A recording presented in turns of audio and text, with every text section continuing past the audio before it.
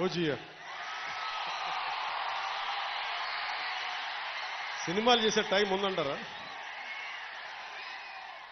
ఎలాగా మాట ఇచ్చాం కాబట్టి ముందు ఒక 3 నెలలు మీ కనీసం మీరు నన్ను తిట్టకూడదు, కనీసం ఒక్క రోడ్డు గుంతలు కూడా వేయలేదని తిట్టకూడదు కదా మీరు నన్ను.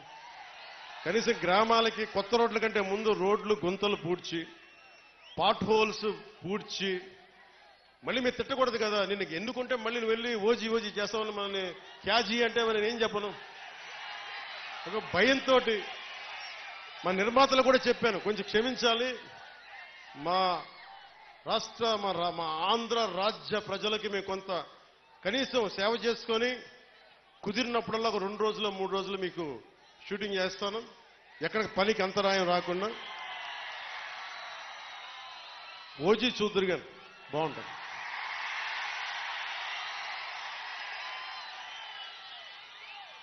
అలాగే మీరు చెప్తున్నా, దయచేసి మీరు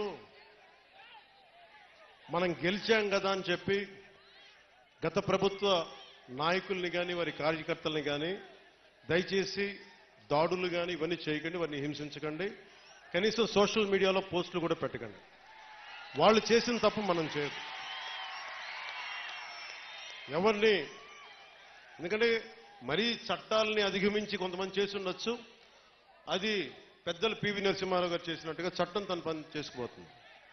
అందుకని మనం మటుకు దయచేసి ఎవరిని కక్ష సాధింపు చర్యలకి తీసుకురాకండి, అది మనకి మంచిది కాదు, మనం చేయొద్దు. అందుకని మీ అందరికీ సర్వం ఇప్పుడు సుఖం కలగాలి, మీరందరూ క్షేమంగా ఇంటికి వెళ్ళాలి. నాకంటే వయసులో ఉన్న మీ ఇంట్లో ఉన్న పెద్దలందరికీ నా పాదాభివందనాలు తెలియజేయండి. మా జనసేన నాయకులందరికీ పేరు పేరున ధన్యవాదాలు తెలుపుకుంటూ